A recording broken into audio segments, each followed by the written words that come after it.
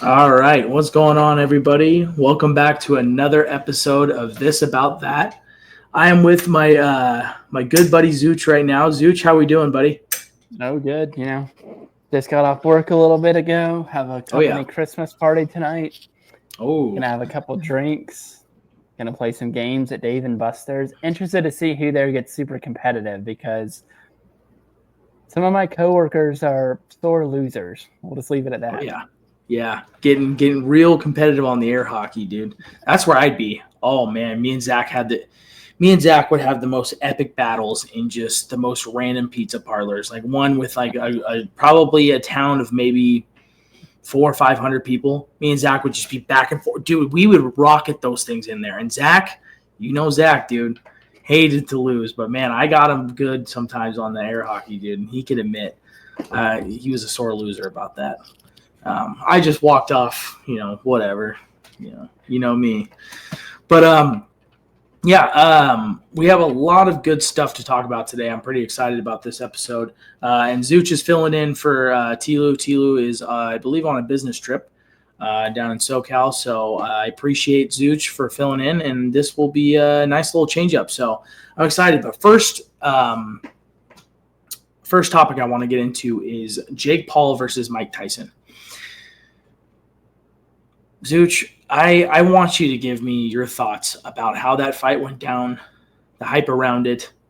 Was Tyson's age hindering him in the fight? Was it that, or was it straight rigged? Was he signing a contract saying, I'm going to – because, like, the training videos to this was just extremely, like – unbelievable to watch. Like, I just was shocked at like how slow he was compared to all the training, the sparring, everything. It was mind-boggling, and I don't know what was going on, but so part of it is rigged from the beginning, and that's how it is with all of Jake Paul's fights. The rigged part is, like, I love Mike Tyson.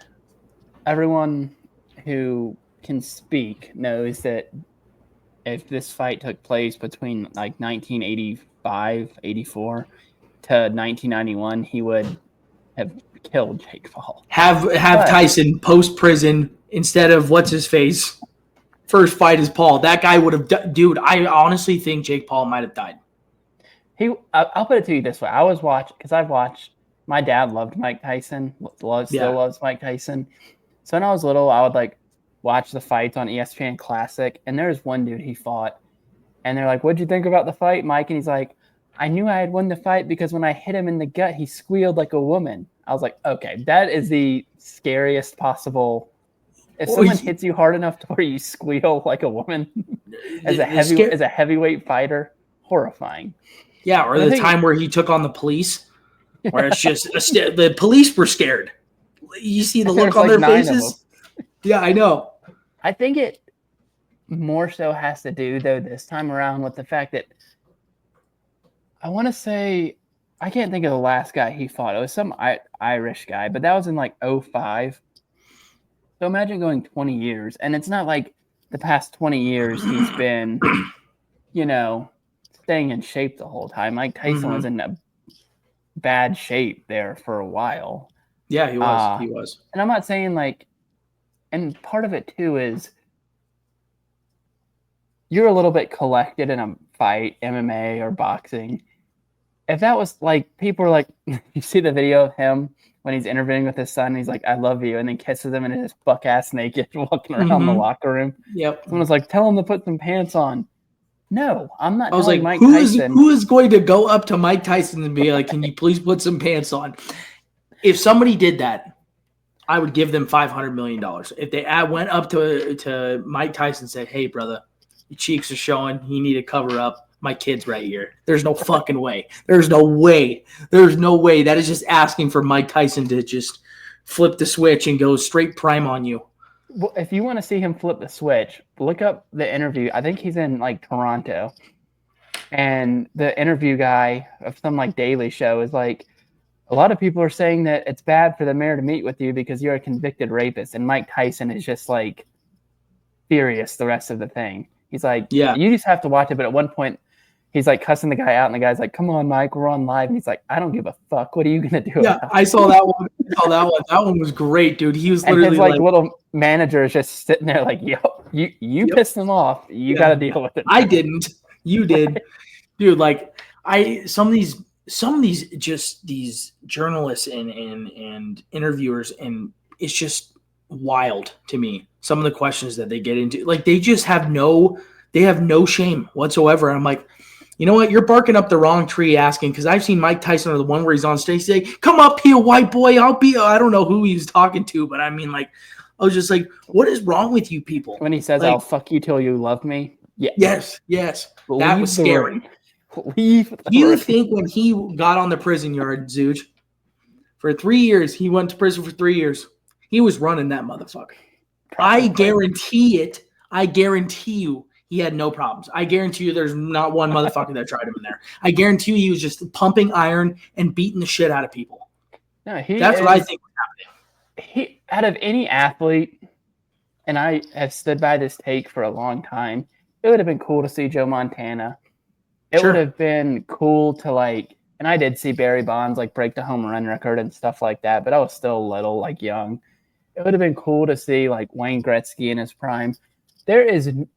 I can almost guarantee you, if we had gone to school from 87 to 91, I think he won that title in 86 or 87. So if we had gone to school during that time, we would have bought every single one of his fights. And the good thing about 100%. Him was you knew you could go downtown because he was going to win in the first damn round almost every single time. It's insane. If I look up just real quick, I'm going to look up his up until he won the heavyweight title, his boxing record, and see how many. Okay. So he also won the freaking heavyweight title 19 years old. Okay, so just going through, we'll say we started watching him when he's 10-0. First round KO, first round, second, first, fifth, sixth, third, unanimous decision somehow. Another unanimous decision. First, second, first in 30 seconds. 10th, second, and he was 28-0 and won the WBC heavyweight title by knocking out Trevor Berbick. His first 30 fights had a combined hour fight time, if even that. So he's the one athlete I wish to God that I had been alive just to and he would fight 5 times a freaking year. I know. That's the thing is March, I don't know, May, August, October. He's just he's one of those guys that I feel like if I sit in the room with him and talk, I'm like, man, I gotta really watch what I say, because I don't know if anything will just kind of set him off, dude. I mean, just look. You can just look at him. Just his eyes, dude. They tell the whole story. You're just like, what if I accidentally say something to piss Mike Tyson off? He can just freaking drop me in seconds. Well, and two, I read his autobiography and biographies about him. That dude just grew up in such squalor. He is just someone to me that he doesn't even want to get around it in a way because of what he turns into, and he just turns into a menacing figure. But he can be so he can be so nice. When he saw Habsula and was tickling him and stuff because he thought he was a kid. Dude, I was like, there's no way that he's doing that. He's he's kissing him, dude. When I watched that video, Zooch, I was losing it. I was like, there's no way. That kid is 22 years old. He told him afterward, he's like, oh, I thought he was a kid with them. Dude. And then you have him the other day with the teenage girl. She's like, what do you want your legacy to be? And he's like, we're going to turn into dust. I don't give a shit about my legacy. I'm telling you, dude, okay. He's so methodical and just analyzes so much, and he's dabbling in some other stuff recently, but Mike Tyson, man, dude, he is one of a kind. I'll never forget when he fought that guy post-prison, and he's just sitting there in the ring, and what's his face, McGlinchey, or the Irish guy, he's in bad shape right now, real bad shape. I keep seeing video surface of him, but it's just Mike following him with his eyes and not moving a single inch while the guy's jumping around. I was like, that is just terrifying. That is just terrifying. If you see your opponent just sitting there so calm, so ready to just freaking kill you. And he just didn't. I can't imagine being the most famous athlete besides maybe Michael Jordan at that time, late 80s, early 90s, but the most famous athlete besides Jordan. And you win the heavyweight title at 19. Just you had no Cus D'Amato was really the only person he had around as trainer that I think actually cared about him. And then he dies, and then you get guys like Don King come in, and he just unraveled. And it's that part of it's sad because he's so I can't imagine being that young and that famous and knowing you can basically kick anyone's ass on the planet Earth. So it's not like even if someone tells you no, that you're going to listen. So I was hoping he would win. He landed a couple of good shots, but we have Netflix. I tried to put it on there, and it just kept lagging. So I just watched it on TikTok. Yeah, dude. This is where I stand on this situation. It's a huge marketing scheme. I will give Jake Paul and his brother. I mean, they're marketing geniuses. They get these guys. They're beat up. They're famous. They have a big enough name to generate buzz and to generate revenue. And these guys are looking for a big paycheck. I don't blame them. But I'm like, God, it's just embarrassing. It honestly just makes me cringe turning on the TV and seeing him fight. I don't know what it's like. This is not boxing to me. And the only boxer he's ever faced, actually, he lost. He lost. So who's his next opponent? What's going on? Somebody said he's gonna dig up Muhammad Ali's grave. I saw that on Twitter. I was like, okay, this has got to end. This has got to stop. There's a line being drawn here. Someone said I'm Joe Biden. I'm just like, dude, I don't know. I don't get it. And he's calling out, I don't even know, some UFC fighter. He wants now Conor McGregor to go into the ring with him. And he's like, I'll fight you MMA style, all this stuff. And that brings us into a tweet, I think, Zuch, that we're going to have to discuss here and break down, because this is just criminal activity. This is heinous stuff. And it shouldn't be tolerated. I don't know how Conor McGregor gets away with this. Truly a sad story, to be honest with you, which is I'm trying not to laugh at the situation, because it is a very tough story and outcome, but Conor McGregor just took it to a level. Zuch, would you like to share the tweet with the people? Yeah, so Richard Collin was a boxer who, I believe the story was he took too many hits in a fight. This trainer, I saw the fucking thing, dude. He got hit in the back of the head 4 or 5 times, and it ruined him. Yeah, he is basically, I don't even know how you would describe it. He's not all there anymore. Yeah, basically in a wheelchair, severe brain damage. And Conor McGregor said they are eyeing Richard Collin for the next opponent with a picture of him in his wheelchair, and he clearly has severe brain damage. So, it's just, and this is the funny thing is Conor is I don't know why he's tweeting that, because he's low key been ducking Jake Paul. I mean, Jake Paul's called the guy out how many times, and I'm like, okay, you're gonna go and tweet that. It's like, okay, Conor McGregor, just go sign your rigged contract and get paid already, and just get in the ring with him. He's already done his boxing though. He made $50 million. Yeah, I know. It was against Floyd Mayweather. But that one was, to me, better than the.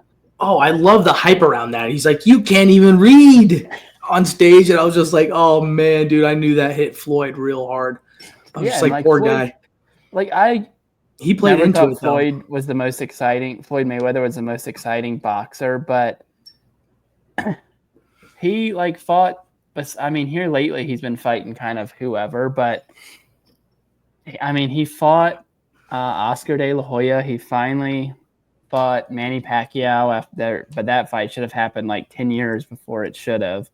But yeah, I'm not if you had to pay for that fight, I wouldn't have bought it.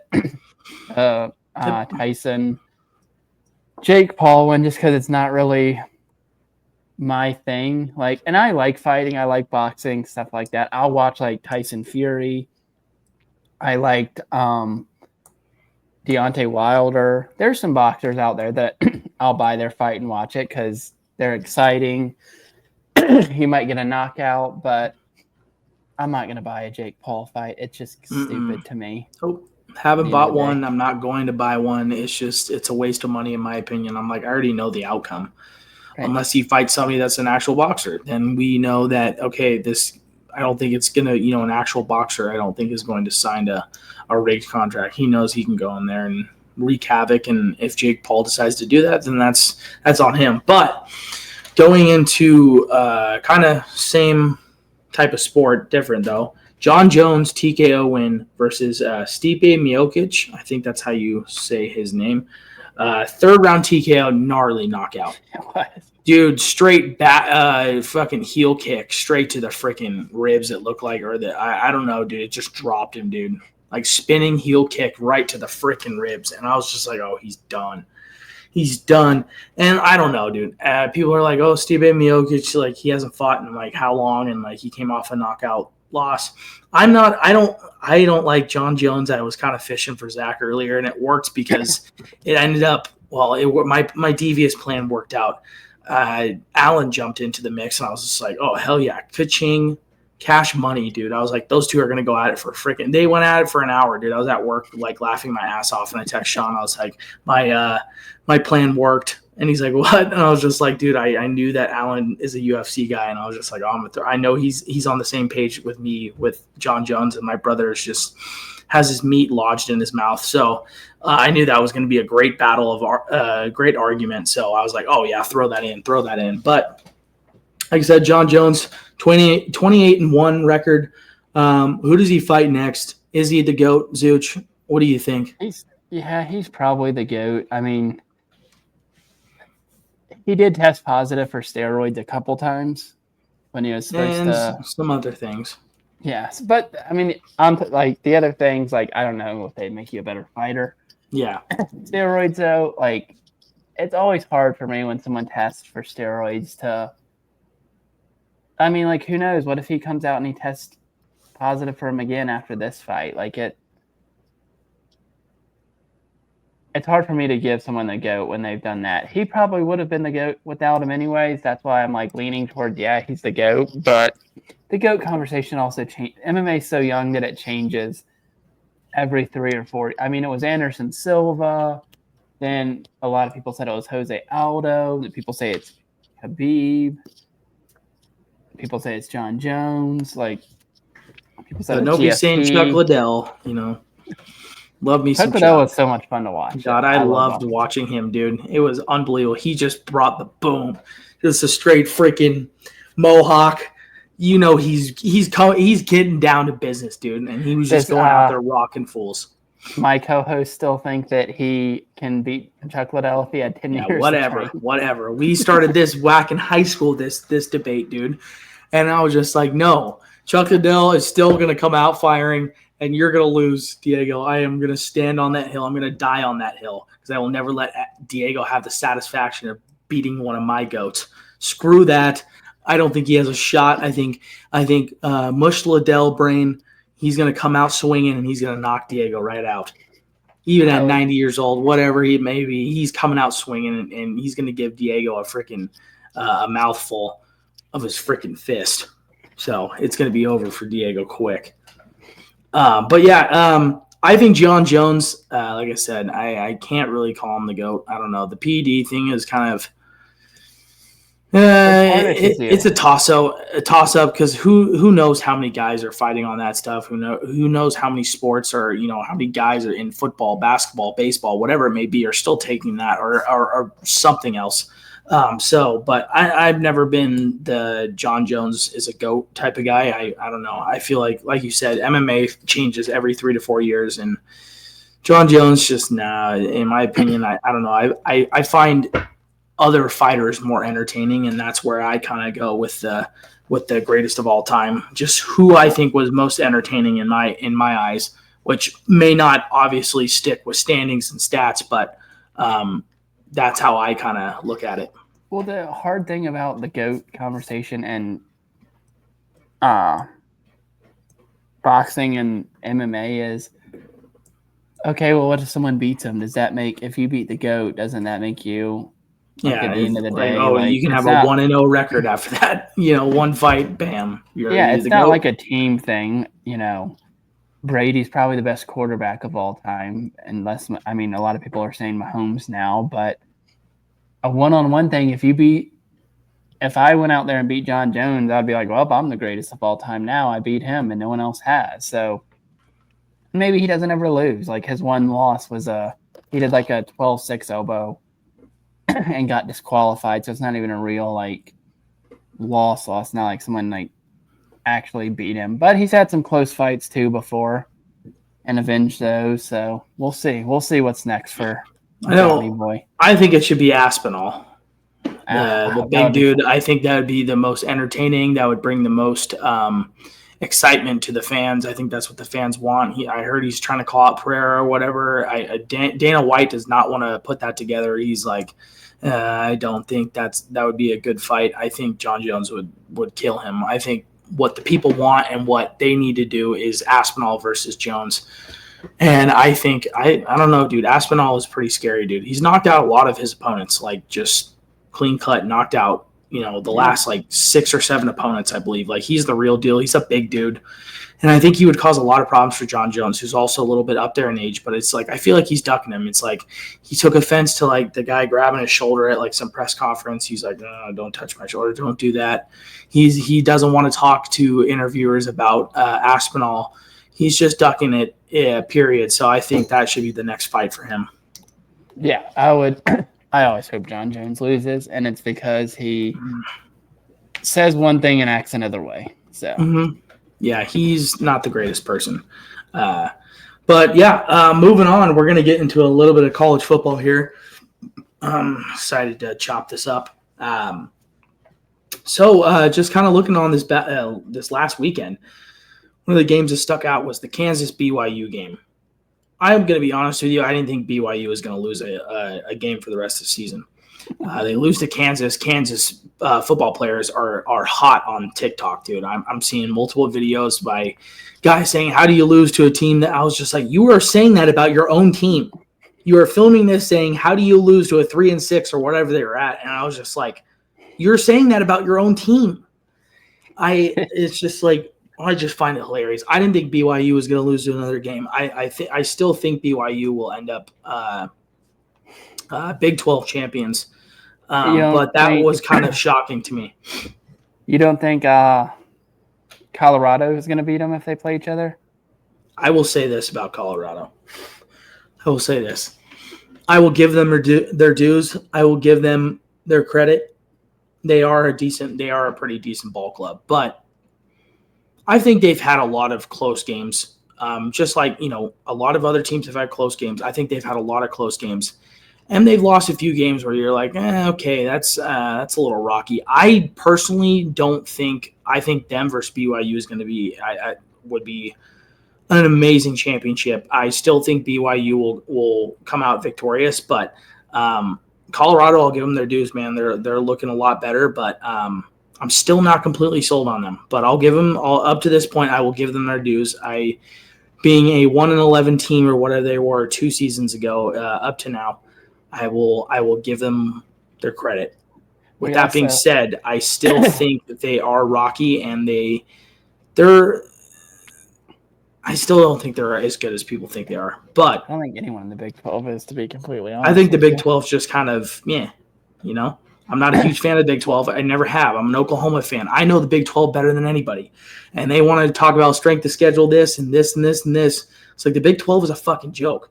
You can go look at any score at a Big 12 game, and I guarantee you it's going to be 45 to fucking 48. Doesn't matter who's playing. Doesn't matter.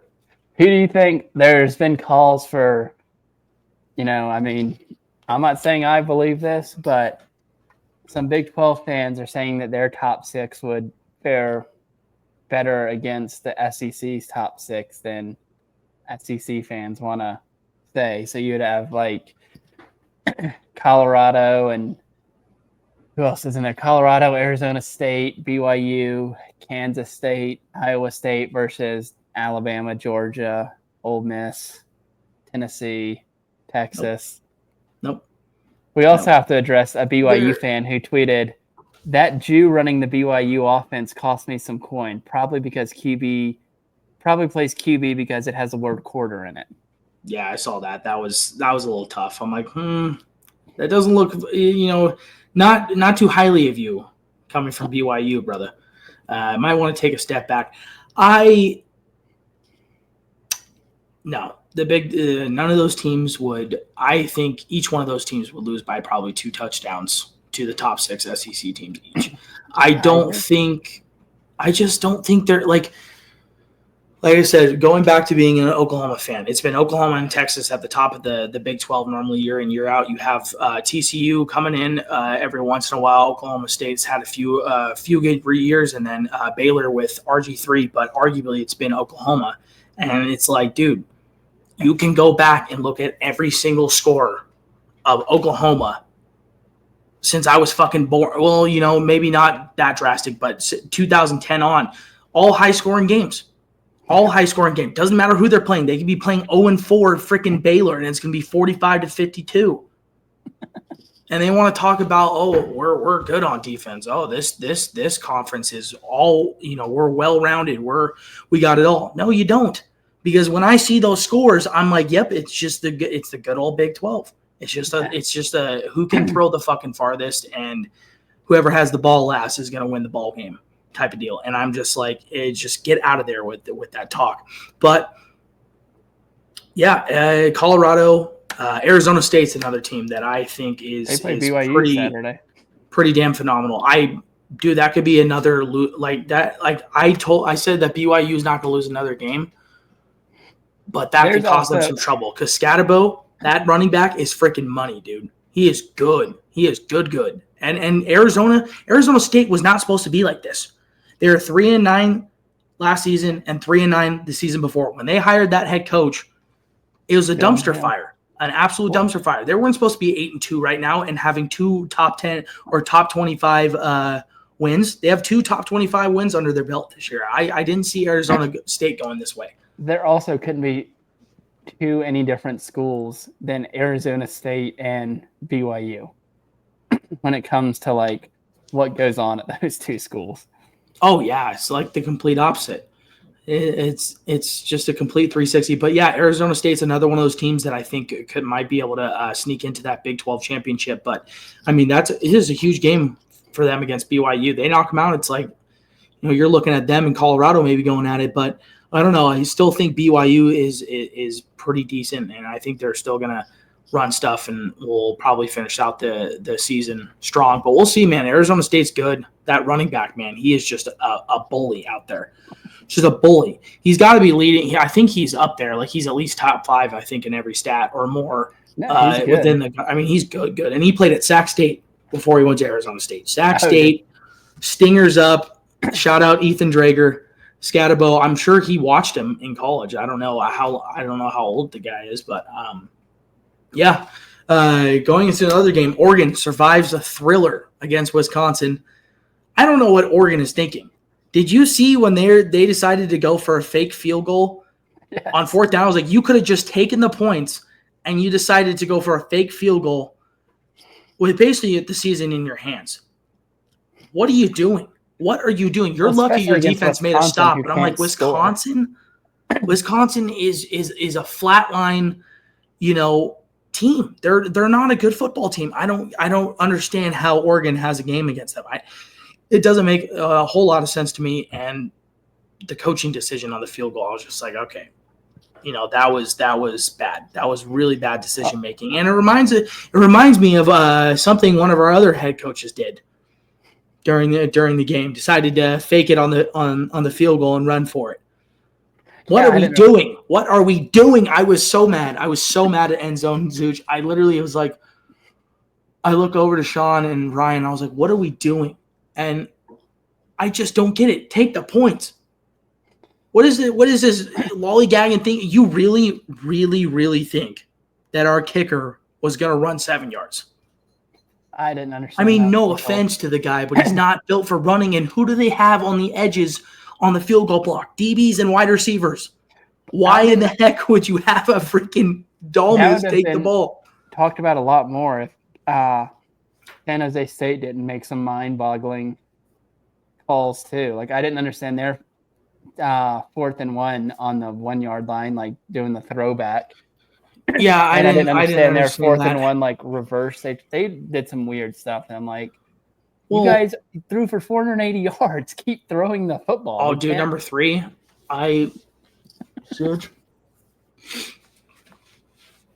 our defensive backs are a liability. Yeah. Like, it's real bad. Number 3 from San Jose State, who I believe is the number 1 wide receiver technically in stats in the country, torched our defensive backs and safeties. It was an all-out just slugfest for him. He was just, I mean, so many good catches too by him. San Jose State was a lot better than people gave him credit for. They were 6-3 going into this game. Their head coach has been kind of on fire. I think 14-2 since taking over as head coach, or that was his longest streak. You know, they had some talent, and they came out and gave us a hell of a game up until, you know, late in the second half. But yeah, why stop throwing it? I don't know why. Like, literally every time they snap the ball, I was like, yep, they're throwing it. Why wouldn't they? Well, yeah. Why wouldn't they? Let's see here. It was ridiculous. Oh my God. Like, it was so bad. I literally would have just kept throwing the ball every play and they were running like slant every play. Yeah, their quarterback finished 34 of 50 for 446 yards, 3 touchdowns, and 2 interceptions. That's just wild. Like, he literally was just throwing to throw. I mean, that scares me. That scares me because if we win out, we are going against a team that has all 5 stars across the board, and they're going to go into film week and be like, holy shit, we can throw 700 yards on this team. That's what scares me, Zooch. And it's like, if we don't get pressure, Diego says it best, somebody will be open.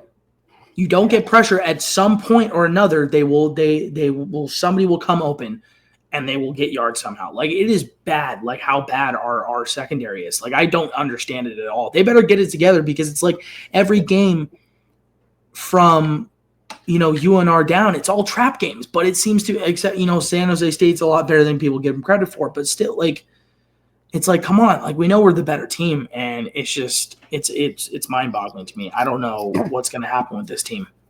Well, and you're going to be playing, I mean, you might get the rematch with Oregon, but I don't know. Like, I'm starting to kind of feel like we might be the 11 and getting a 6 who could be Texas. Like, you might, I don't know. The worst case scenario, and I was telling Diego this the other day, fans on both sides would be having a come apart as if, say, Colorado gets in, it's the 11 or the 11, I guess it would be. Or even if we're the 4 and Colorado gets in at the 12, we get in at the 12 win that first game. The chances we play Colorado if they win the Big 12 are very high, and Travis Hunter might have a monster game against our DB. And Jimmy Horn, like Colorado, it's crazy. That's a bad, and I keep telling people that's a bad matchup. No, Jimmy Shedeur Sanders has been throwing the ball all over the place. Jimmy Horn is freaking money, dude. That guy is so much faster than anybody we have on our defense. Like, so much faster. Like, it's unreal how he gets open every play. I don't know how we stop them. I don't know, because Sanders, that kid can throw the fucking rock. I've always been a fan of the guy as a quarterback. I think he's a phenomenal quarterback. And you don't get pressure on him. It's either Horn or Hunter open. Yeah, how do you even game plan matchup than people realize if we were to play Colorado? I think they're tougher than like Indiana or Penn State. Yeah, I think I think Colorado's run defense, I think we could definitely exploit them. And I mean, their passing defense does break down. I mean, I did see some times where I'm like, Travis Hunter got torched by a dude from Utah a few times. Same dude. One for a touchdown, then for like a 20-yard out. I was like, you can drive. You just got it. You got to be consistent. There can't be any mistakes if we end up playing that team. Because it's like that speed could just eventually just engulf us, and it just could be way too much.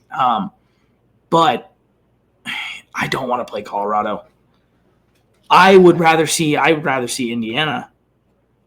I'd rather see Penn State. I'd rather see Penn State all day. Give me that. That's Franklin's job on the line.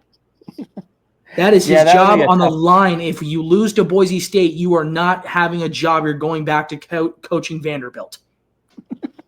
You are gone. You're back to coaching at Vanderbilt, and you're putting walk-on videos to motivate guys like me who are 17 and think they can walk on to Vanderbilt. That's what you're doing, Franklin. You're going to have me walking in to your classroom ready to walk on to Vanderbilt.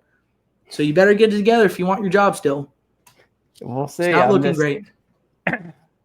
That's a tough matchup for the Broncos based on what Colorado is good at, and it's speed. It's throwing the ball. Speed. We are so speed and throwing the ball, just like we just don't have it. And then there's like, I mean, they have like Webster's good. Well, they have. I'm looking right now. They have 1, 2, 3, 4 receivers with over 400 yards, and they still have at least 2 games left. So you might have 4 receivers that have 500 or more yards against secondary that just it's the weakness of the team. Yeah, dude. I mean, we got that high rank, like being 136 or something out of all FBS teams in secondary. Like passing defense is just literally one of the worst in the country. And it's just like, that scares me because you can make those mistakes against San Jose State. You can make those mistakes against, some of the teams we're playing, but you can't make that mistake against Colorado. You can't make that mistake against, Ohio State. You can't make, it's just like you start playing these teams that have a good defense, and then they start exploiting ours, you start running into some trouble. And like the offense better be ready to have a complete and, understandable play calling and, get ready to like fire everything you got at them because it's going to take everything. There's a few teams like I've been saying it for weeks now. Boise State doesn't want to play Ole Miss if they both make the playoff. That defensive line is freaking massive, huge. And with how beat up we are on the offensive line too, like we have 2 guys out. Like I'm like, dude, you face the number 1 defensive line in the country, being Ole Miss. I mean, those fuckers. It could be a slaughter. It could be a slaughter fest. Like it could be really bad. Like we might not be able to move the ball at all running. Because it's looking like matchups out there, and that's why I want BSU to look better than they have, so they don't get one of those right off the bat. You don't want that. Like you want that like 8 or something like that, like 8 or 9. Even if you have to go to Penn State or you got to go to Wisconsin, Indiana, like those are just so much better matchups. Those are winnable ball games. Just looking at their front, looking at our front, how we stack up, how they stack up, I think it's way better than if, like you said, you go to Ole Miss or you play a predominantly big football team. And we are a big football team. We have some guys with some size, but you start playing these SEC teams and some of these Big Ten teams too. Like some of them got some big boys, and it's just they're size, big and fast. Big and fast. So it's just like, dude, you got a guy that's 330 that can run a freaking 4.8. You're fucking in trouble, bud. You're in trouble. Maddox is like that kid could take a beating. But it's just all about game plan and just winning out the rest of the season. Well, it's like the guy I sent you a couple. I can't even remember who I sent you. I mean, Jared Ivey's a big boy. Yeah. Prince is a big boy. JJ Pegues, who runs the football too. And that guy is freaking scary. Like, imagine that guy just shucking you and getting down the line. He's coming. And there's no way you're – like, I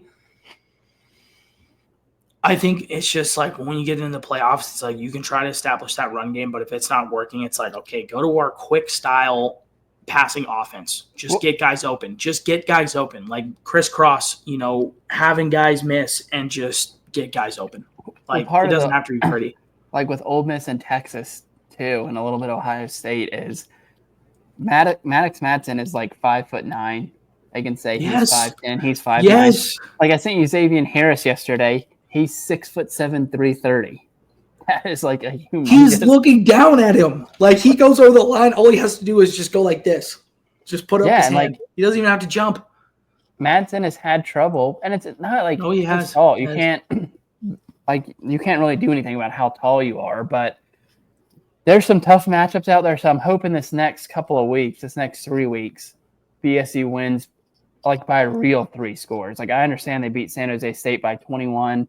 But that wasn't until the freaking fourth quarter when they started pulling away. We're talking and there's like a pick pure six domination and stuff like that. So they really don't want to get into this spot where they're playing one of those teams because, fair or not, if they go into, like, let's say they play Texas and you go in and Texas wins 49-3, that stain is going to be on you the next year, whether you like it or not. Like, that's just how you have to prove. Like, you are a G5 school. You got to prove to everyone that you are better than here. 99% of the G5 schools.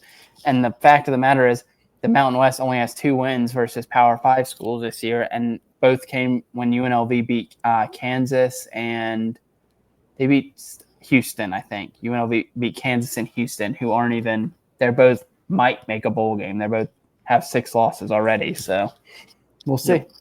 Yeah, we'll see. But with that being said, I believe that's all we got today, ladies and gentlemen. Nice, quick episode. Packed a lot in there. We went over a lot of different games, a little bit of boxing, UFC. And I appreciate you being on here, Zooch, filling in for T. Lou. I meant to ask, how was Sean during the Tennessee Georgia game? He wasn't checking his phone too much. He wasn't? He was not checking his phone too much. He just kind of like would check it everyone. He's like, well, we're tied. I was like, okay. And he's like, yep, we lost. And just put his phone back in his pocket. So he wasn't like, I think he was too locked in on the Boise State game to pay attention too much to the. But good thing is Oklahoma has LSU this weekend.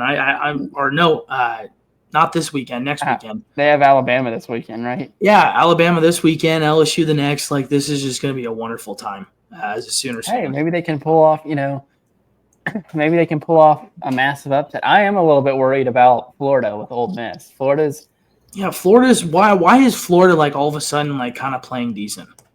Well, I think part of it they're playing decent. They also somehow had like 18 minutes of time of possession against LSU. That was a weird game. Like LSU kind of shot themselves in the foot a little bit, but Ole Miss is prone to shooting themselves in the foot. They did it against Kentucky and LSU this year. So you never know what you're going to get with Ole Miss. They could come out and just dominate Georgia, allow the only touchdown they allow is when it started on like the 20-yard line, and then they could also just lose to Kentucky, who has not won an SEC game since. So you never know what's going to happen. Yeah, dude, they are a very up and down team, but I think they'll rally. But yeah, like we said before, with that being said, I believe that's all we got today. Zooch, I appreciate you being on here and taking in Tyler Lewis's spot for the time being and making time for this. It was a good episode. We covered a lot. And ladies and gentlemen, please like, subscribe, go check out all of our other channels and segments, and go on our website, buy merch, share this. Like I said, subscribe, like, do all that good stuff. And we'll see you next week. Peace. Peace.